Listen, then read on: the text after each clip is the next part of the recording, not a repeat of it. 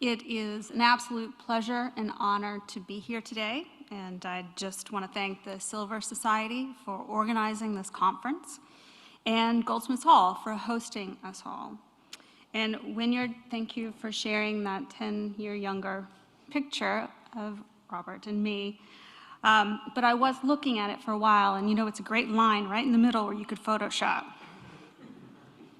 So Robert and I would mull over research and exchange ideas for almost a decade before I actually met him in person.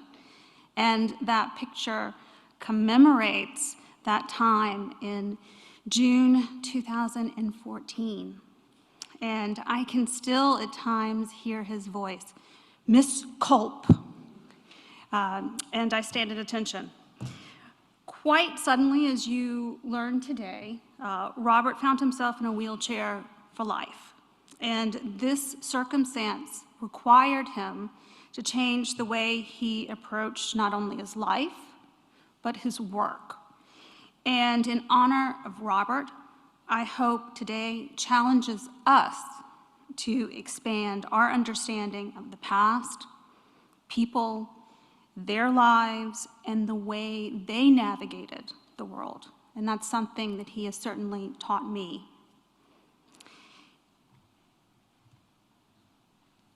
And here we see Robert at Goldsmiths Hall. That was my first visit here. It's great to be back.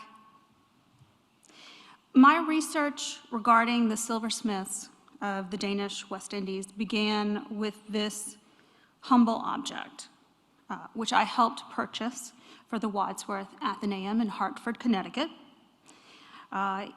It's a nutmeg grater, and it was once carried in the pocket of a seafaring Danish merchant. Nutmeg, as you know, was an important part of this long-standing culinary tradition surrounding punch and punch drinking.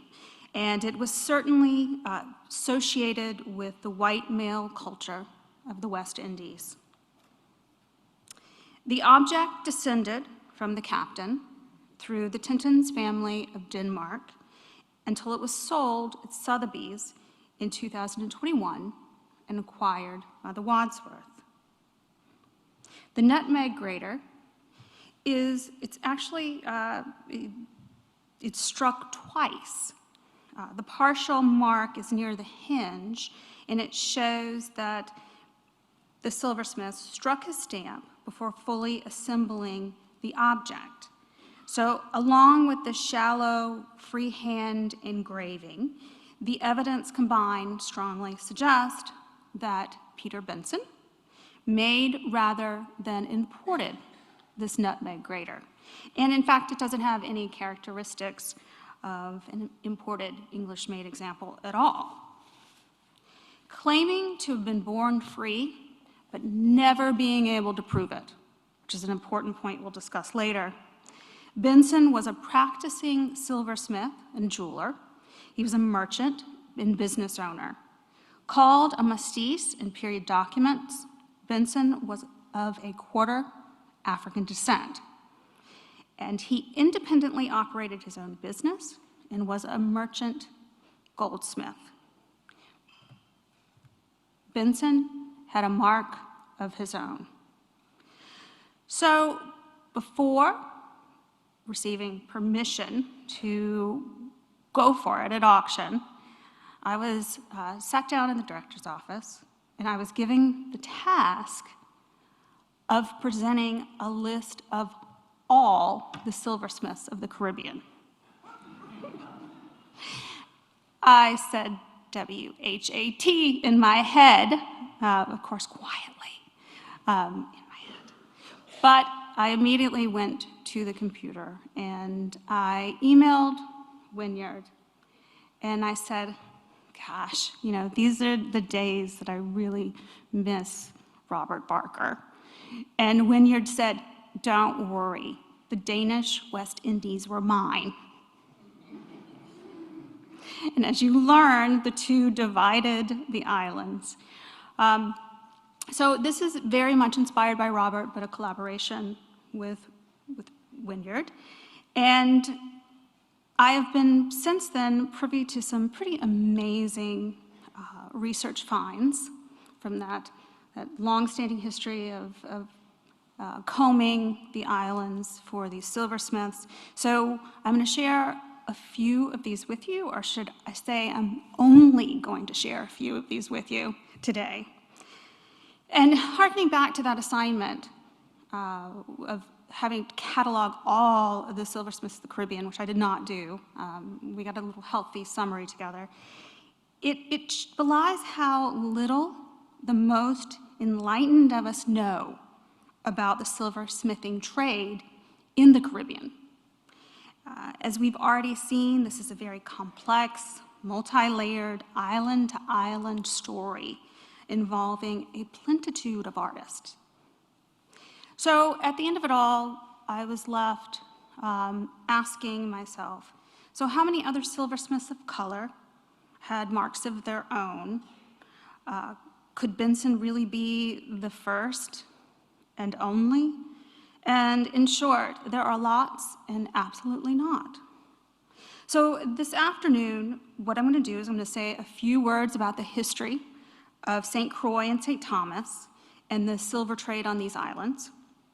Then we're going to explore the lives and careers of silversmiths who lived and worked in the Danish West Indies, highlighting Matthias Horace, Peter Benson, and we're going to end with the Thurlands.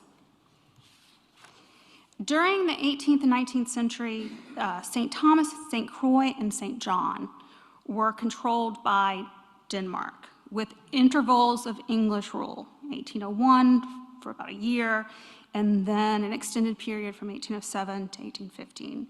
It's in 1917 that the U.S. acquires these islands, and that's when they become the U.S. Virgin Islands as we know them today.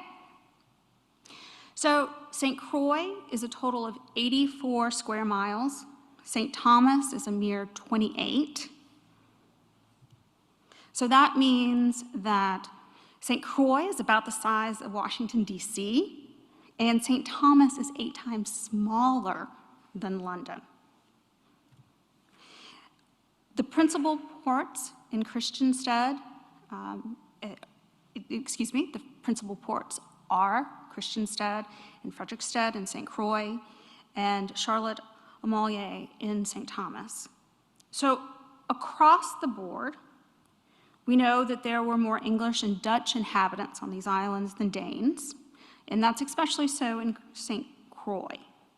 And of the 3 islands, St. Croix, for reasons of topography, was the center of sugar production, which both fueled the slave trade and brought great global wealth. Christiansted was active internationally as a port, and the English were very highly influential in the cultural tone of that island. Soil exhaustion and its terrain mitigated the plantation culture on St. Thomas. So inhabitants turned to more commerce and more international trade. As a free port, Charlotte Amalie was the bustling hub and locus of that West Indian exchange, particularly with the Americas. There was actually essentially a steamship shuttle service between the Americas and St. Thomas in the 1830s. So St. Croix was the bigger island, but St. Thomas was the most economically successful over that long haul. And this afforded a lot of opportunity for artists. So in the Danish West Indies, we talked a little bit about population, and there was some curiosity. There is, by 1815, St. Croix was inhabited by over 24,000 enslaved people and approximately 2,500 free persons and only 2,000 whites. St. Thomas, numbers of enslaved are less because this is more of a commercial port area, less of a plantation economy, 2,300 free persons and a little over 2,000 whites. This is a chart that was done by an eminent scholar of the Danish West Indies. And since then, we've updated what happened in 1835, and we find a free population that rose to about 10,000 people.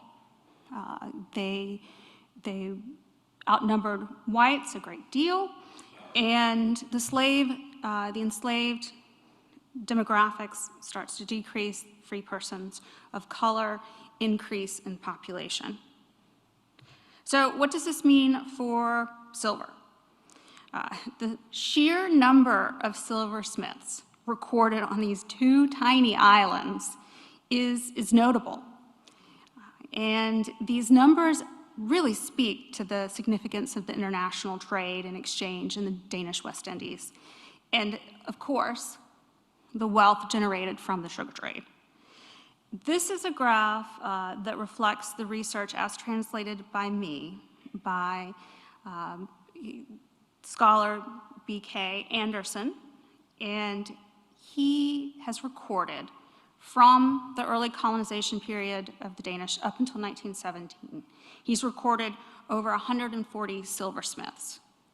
But his numbers actually only represent a fraction, because he discounted those that didn't have a biography associated with their names. So if he just ran across someone that was mentioned in a census, it's not reflected in this 140. And each city, these major cities, had, they attracted artisans, and they each had a flavor of its own. You see on St. Thomas, there are a great many free goldsmiths of African descent from other Caribbean islands.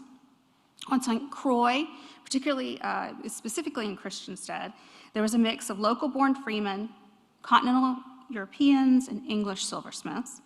And then in Frederiksted, there seems to have attracted more of the local population and talent. And for the purposes of today, I'm not going to be talking about prevailing style or style influences at all. And you have to know that this is an ongoing research project, and as such, it's currently unknown how many individuals just in this 140 were of African descent. But evidence is pointing to the fact that by the time certainly by emancipation in July 1848, a vast majority of these individuals are of African descent. In the later 20th century, Mr. Félix Chauzois, former deputy mayor, of the French Saint Martin, wrote, "I have traced the roots of quite a few island families and have reached the conclusion that it's a misconception that Black Caribbeans descended from African slaves alone. My mother had a Spanish name, and my maternal grandmother had German and Flemish blood. On my father's side, I have ancestors from Scotland and Portugal. I believe we Caribbeans are a separate ethnic group with our own Antillean personality. The color of our skin is irrelevant." Also important in this discussion, scholars have found that in the Danish West Indies, there's not a standardization in the use of racial distinction in the time period. There's a great degree of fluidity. So while the 18th century was dominated by mostly European white silversmiths, European-born white silversmiths, Caribbean metalsmiths of African descent gained a very strong foothold in the 19th century silver trade, particularly on these islands. And they were mostly the children of women of African descent and white civil servants, plantation owners, merchants, and artisans. And women made up a tremendous percentage of the free population of these islands in the Danish West Indies. And they worked to gain an economic foothold for themselves and their children and future generations.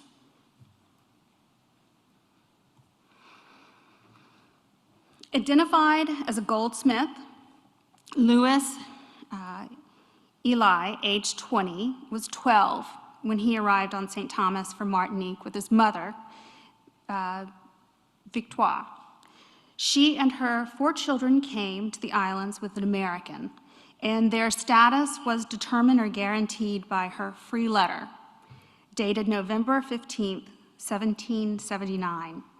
She and her children, like all free persons in the Danish West Indies, they would be required to carry and show this paper.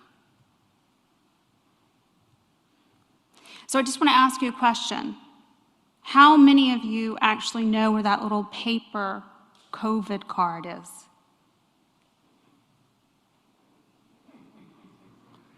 Can you imagine if your life and your livelihood and every day of your freedom depended on a piece of paper that you folded and had to keep in your pocket? That's what is experienced here. Among Danish West Indian artisans of African descent, both their freedom and financial independence was often obtained, again, along the maternal line, and they had to actually show these papers. In this instance, with this family, it's the mother's paper that has to pass down. And I've actually seen instances where the 3rd generation is carrying a piece of paper from the 1760s, and it's the 19th century. So given his age was 12 upon arrival, Louis undoubtedly learned the trade from a silversmith on St. Thomas, or perhaps on nearby St. Croix. But who was it? We don't know. He intended to stay in St. Thomas and earn his livelihood as a silversmith, but his little brother, Sakat Simon, age 10, who was learning the goldsmith profession, intended to leave the island sometime in the near future with his mother and his sisters. Perhaps Sakat worked in the same workshop as Louis, probably so, but we haven't found evidence that Louis or Sakat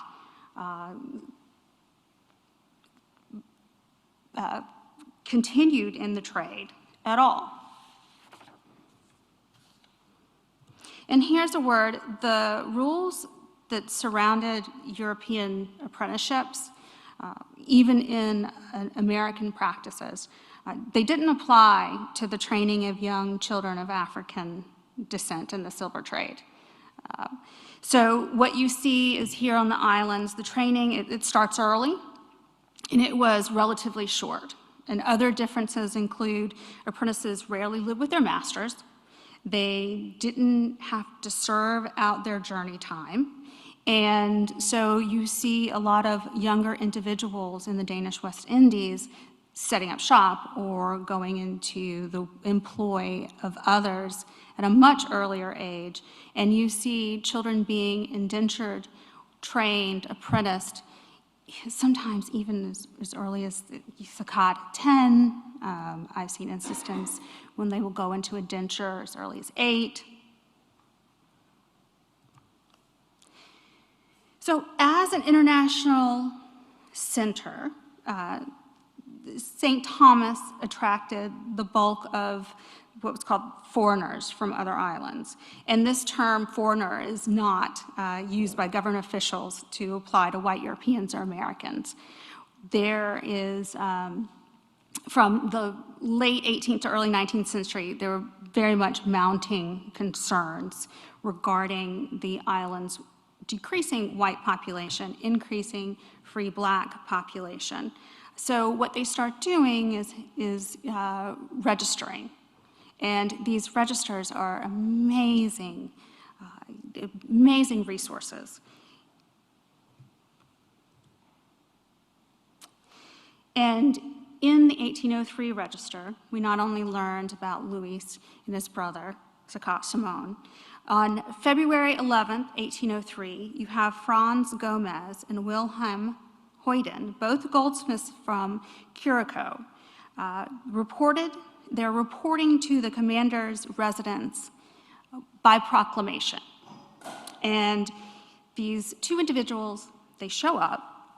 Gomez was 23 and had been on St. Thomas for only 4 months.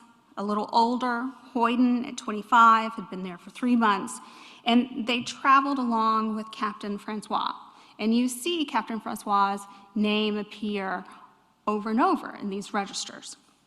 The fact that they've come together and that they stood in line alongside one another, it implies some sort of familiarity. And they may have known each other from Curacao, or perhaps they were working in the same silversmithing shop. But in the register, they claimed that they intended to stay on the island and support themselves by their professions. And Gomez had no proof of freedom, right, while Hoyden had a travel pass.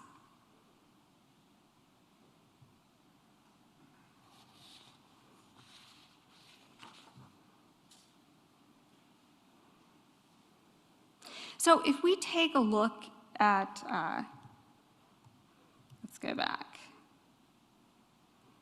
So if we take a look at these registers, they provide a wealth of information about who is moving where, their employ, their intentions of where they intend to go, and also their occupation. And I've cited several individuals from the 1803 register of free colored people on the island of St. Thomas. And here in this one register are actually 7 individuals in the goldsmith trade. And if you look at this map from 1803, we see the patterns of immigration for free artisans in this, and it absolutely aligns with what you're seeing. Most coming from Guadeloupe, Martinique, Curacao. So let's turn our attention to Matthias Horace. Matthias was a part of the Horace was a part of the large influx of silversmiths in the years immediately up to 1850. And from the 1831 register, we learn that he was born a free person of color on the Dutch island of Curacao in the 1780s. And then in the 1790s, he journeyed to the island of St. Thomas. So I'm going to give you a word of caution here. You will find that silversmiths in the Danish West Indies, they never age. Never. Horace will remain about 50 years old until he dies. So unless you find a christening certificate or a birth certificate, do not believe their age, and it's the same for their wives. But what we do know about Horace is that he did, in fact, work in St. Thomas for about 50 years as a silversmith. And as has been noted by the historian Neville Hall, St. Thomas was more of a Dutch than Danish in nature. And so there was a lot of migration from St. Eustatia and other Dutch islands. And so the full identity of Horace is unknown, previous to, of course, Wynyard Wilkinson's research. And it's disclosed here publicly for the first time. He is one of several silversmiths that you'll see today that have a stamp, a mark of their own in addition to Benson. So Horace's family history and circumstances of his arrival are up for speculation, but we do know that Horace had a sister, Paulina, and 2 brothers of a different surname, all living on St. Thomas. And the scant details of his life have been discerned from primary documents.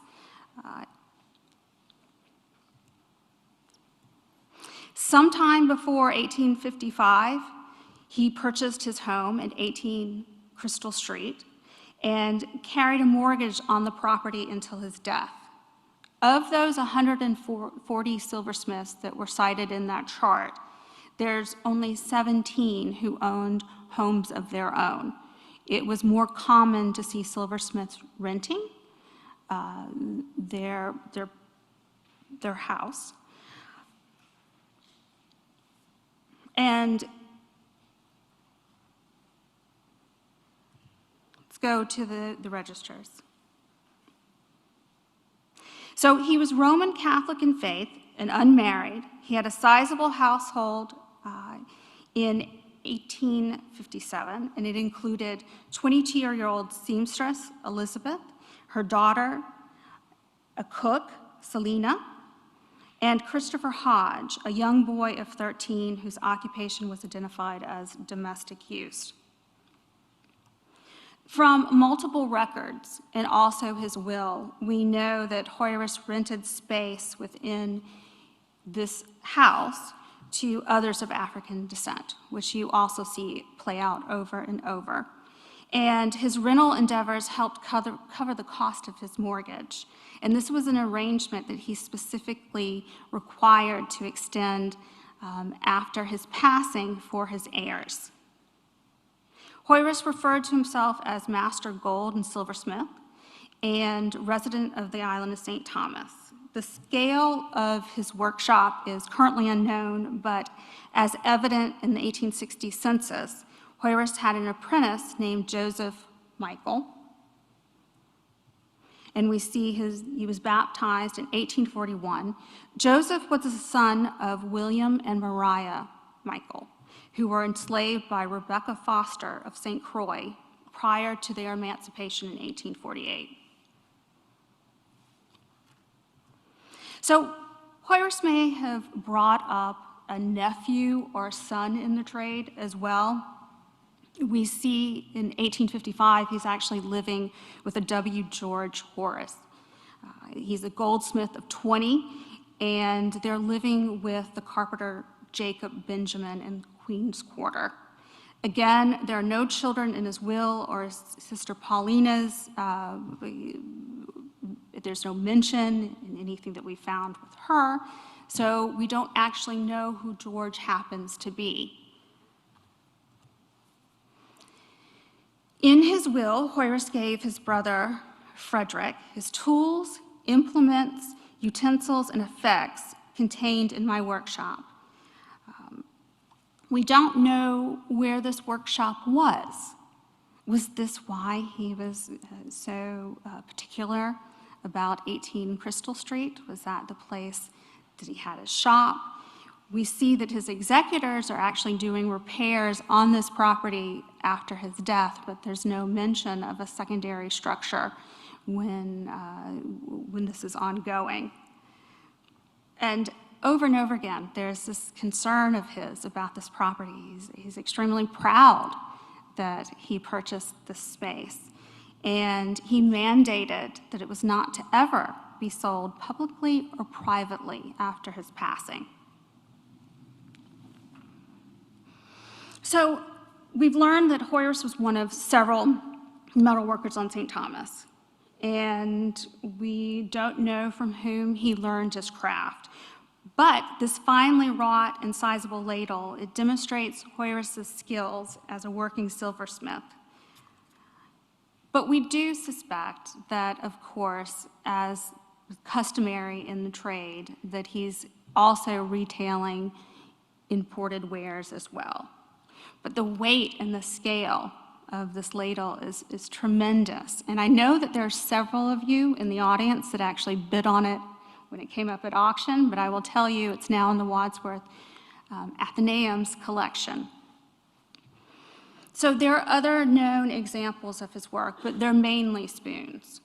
There's one spoon in the collection of the Metropolitan Museum of Art, and there are 4 in private hands, location currently unknown. So feel free to give a shout out right now, or put it in the chat box online.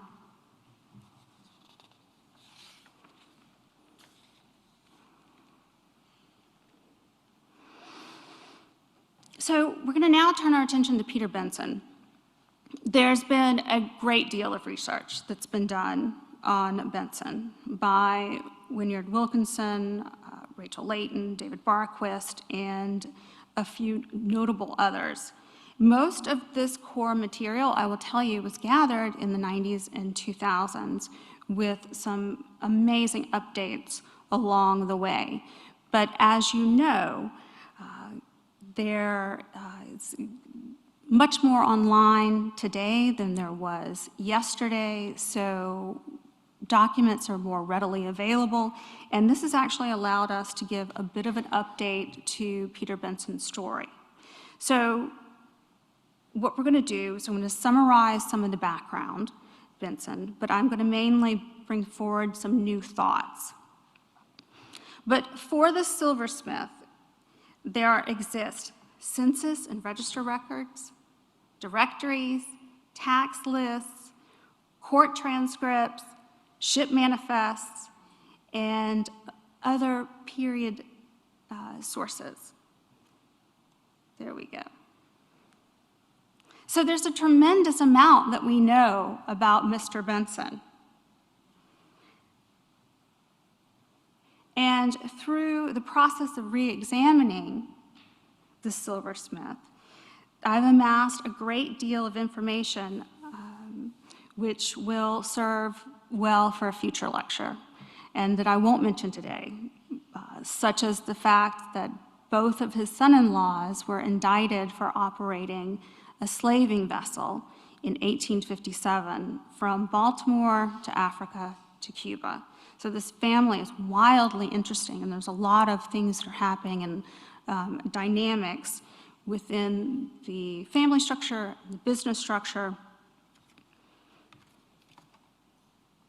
So at the beginning of the talk, I introduced Benson as a practicing silversmith, a jeweler, a merchant, a business owner, and he has the distinction of being the first recognized silversmith of African descent with an attributable mark by contemporary scholars. But now we know that there are many other silversmiths of color throughout the Caribbean with their own marks. Benson was active from at least 1806 to the early 1850s, both in St. Croix and in Philadelphia. It's within a few years of receiving training in Philadelphia that he purchased this home and lot and conceivably established some sort of workshop here. And it's here we see the tax records from January 23rd, 1810, and this is really the first indication that he owned 53 Company Street. And when he goes from Philadelphia and then he comes back to St. Croix, he will live essentially in the same spot. And he's listed here with his wife, Rachel, and two enslaved people, Pedro and Elizabeth. Benson, we don't know the dynamics within his household, but we do know that enslaved people will be a part of that household, particularly while living in St. Croix. I've mentioned that he was referred to as a mestizo, which again means he was a quarter of African descent. But his wife, Rachel, and her 6 children, they self-identified as castis, which essentially means an 8th African descent. And it's in Philadelphia where he resided with his family basically from 1816 to early 1830s, and then he'll go back there in roughly 1846.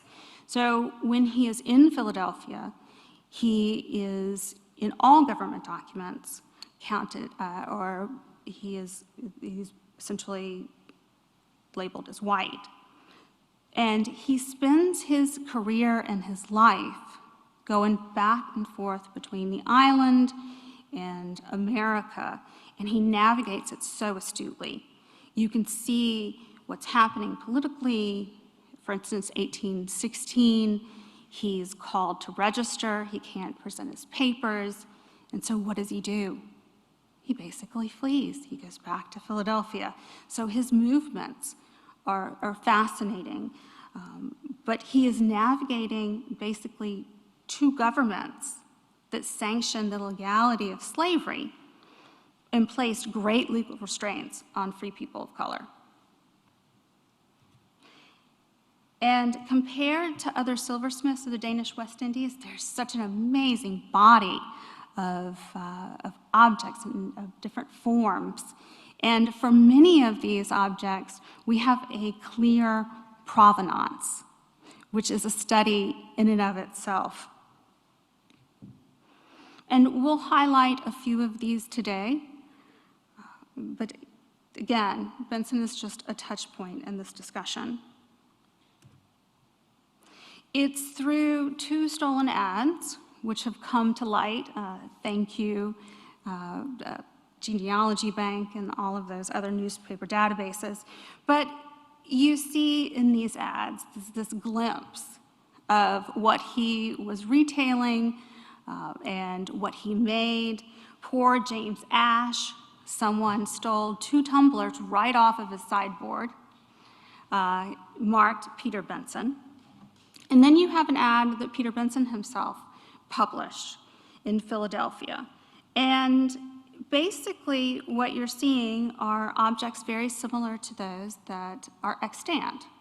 You have the mug or the tumbler, very similar to possibly what's in the Philadelphia Museum. You also see he's retailing jewelry, chatelaine. And note that he is missing some spoons by R.W. Standard, which is Robert Wilson with a standard mark. And what relationship he has with Wilson, well, we don't know. But what's exciting is that he's saying, here are spoons, they're marked R.W., meaning I'm retailing other silversmiths' wares. I'm not buying them to stamp myself. He's exchanging goods and retailing.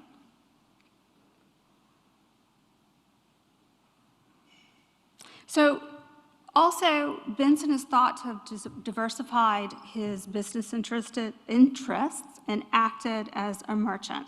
And this is a model that he very well may have learned in Philadelphia, and we will see why. And he travels on ships like we would just get on a plane. It's amazing if you track his movement. Sometimes the timeline is just absolutely extraordinary. In 1816, he and his family, they actually sailed from St. Croix to Philadelphia in May. He then returns to St. Croix, and by October, he's on a ship back to Philadelphia.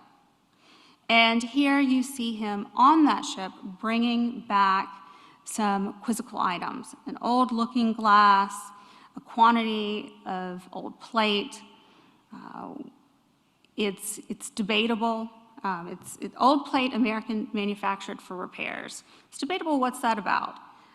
And 1 box of sweetmeats, 1 dozen coconuts, I believe that perhaps to sell to fellow silversmiths for coconut cups, 1 bundle of skins, all of the goods for passenger Mr. Benson.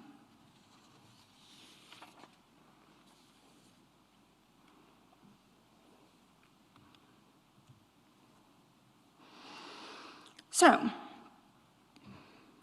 in the course of preparing this lecture, I had to closely examine what Benson was saying about himself, what he explained, what the information that he gave over his various points in his own lifetime.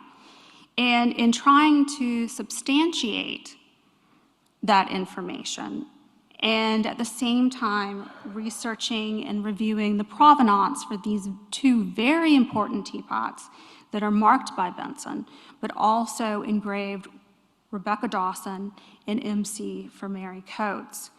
I would come to the several conclusions, and the circumstantial evidence just ties so tightly together and aligns that I feel confident in sharing it with you today. So Benson claimed that he was born free on the island of St. Thomas, that he was sent to Philadelphia at the age of 8, where he was presumably trained, and also he mentions that he was schooled there. But as early as 1816, what you're seeing is every time he is asked to present his papers or any proof of his freedom, he fails to be able to do so. And at one point, he claims a fire. At another point, he claims this and that. And most of what we actually know is because of an 1844 court case. And he has to testify multiple times and give a great deal of information. But what essentially happened is that a slave girl named Rosa brought a box of jewelry to Benson and asked to pawn it. He gives her 5 old reales in exchange. She goes about her day, but her enslaver is a woman named Madame Chappelle.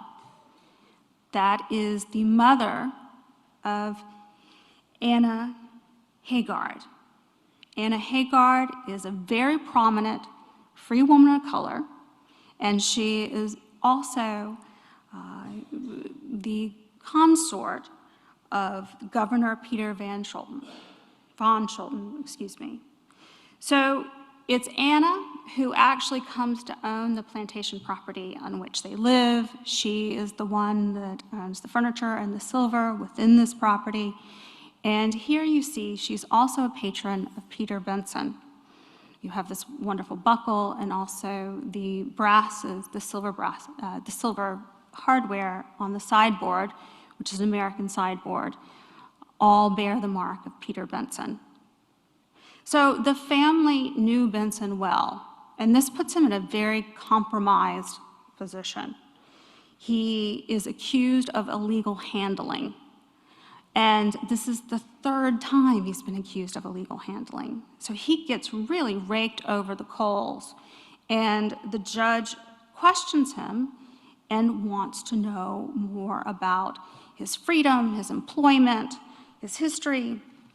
So at first he says, oh, I must have taken out citizenship papers. Well, those papers are nowhere to be found. And then he says, well, I have a christening document, perhaps on St. Thomas. And the judge actually appoints someone to investigate and try to find these records. At the end of it all, long story short, they can't find proof of citizenship, they can't find freedom papers, and they can't find his christening records. And what they say is, you've also lied about your age, which of course we already know happens a lot. He too was 50, so it must have something to do with 50. But he fesses up, he says, okay, I'm a little older, I might be 62, and they look at his gray hair and they say, all right, you look about 62, you've been practicing as a free person of color, as a goldsmith, that's done. But why is this important? Well, using period documents and the connections, genealogical connections, a strong case could be made that this indenture for a boy named Peter, age 8, freed in 1806, could possibly be our Peter Benson. And it links so closely with the teapots, the genealogies, the provenance surrounding these objects. So you have document and objects coming together to make a pretty strong case that there is a possibility that the indenture applies to Peter Benson. So you have, just to paraphrase, You have a boy named Peter. He was sold and delivered unto Mr. Thomas Harper at 8 years of age. And Thomas Harper dies. This servant named Peter is sold to John Brown, a Philadelphia merchant. And we know that he, March 10th, 1806, will be free. So to quickly just march through this, because we don't want to go through the entire genealogy, but basically Thomas Harper and Mary named in the indenture. He dies in 1790, she remarries. John de la Roche is her new husband. The indenture was made in 1794, just after she's married. And here is the important connection. Thomas and Mary's daughter is married to the lawyer Peter Brown. Peter Brown is the son of silversmith John Brown, believed to be the John Brown in this indenture. John is a very elusive Philadelphia silversmith. There's very little of his work known. He operated mostly as a merchant. He's very much connected to the Elfreth family. They amass a lot of property.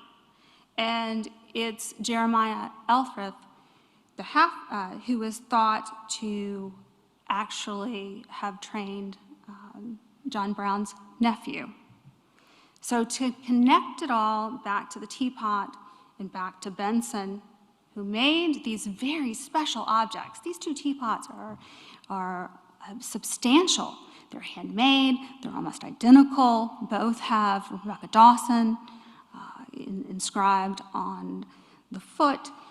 Both are they later descend to Mary Coates, a family member. The Coates, the Fishers, the Dawsons, the Elfreths, they're all connected by marriage. And here you have this individual, Peter, who is put in the mix of all of this. And because another information is the fact that Peter actually rents. When he comes back to Philadelphia from St. Croix, he's renting at the property of Robert Dawson. And it's a prominent part of town. He is not on the fringe of town. And remember poor Mr. John Ash, who has those 2 tumblers that were stolen from his sideboard? Well, here you see John Ash doing business with the silversmith John Brown. And to go back to the chronology, we have the Peter in the indenture who's free in 1806, the dreadful fire of May 1806, and then in August 7th, 1806, Peter Benson, goldsmith, arrives in Christiansted, St. Croix. So although this is corollary, I do believe that there is a strong possibility, given Peter's relationship with the Dawson family and the fact that the Dawsons and the Coates, Elriths, Browns, who all appear that in one way or another through the genealogy in this indenture document, there's a very good possibility that this is our Peter Benson. So while Benson could very well be the subject of this lecture, it was extremely important that we focus on others. And it's also important that we not end note with Mr. Benson. But just a little brief foray into the Thurlands. This is for all of those. Oh, we are, okay. All right, I'm concluding right now, actually. So I end for all of you Mark Hunters with George Thurland. And George Thurland is a distinguished silversmith on the island. He's actually known to Benson. He's called in that court case. And Thurland and his family create this lovely dynasty of the silversmithing tradition on St. Croix and St. Thomas. And Peter, who you see at the top in his own shop, when he passed away in 1913, it was said that he was prominent in every calling here, which speaks to the importance that these people played in their communities. And I loved the comment that John made, and I do believe that in order to bring those fragments back together, we often look at the object and then we look at the people. And in this instance, I think it's very important we look at the people and use all tools to bring this story to the forefront. So with discussions of silversmiths who are both free and enslaved, we can expand narratives surrounding American art, confront complex histories related to race, and embrace our past with understanding and honesty. Thank you.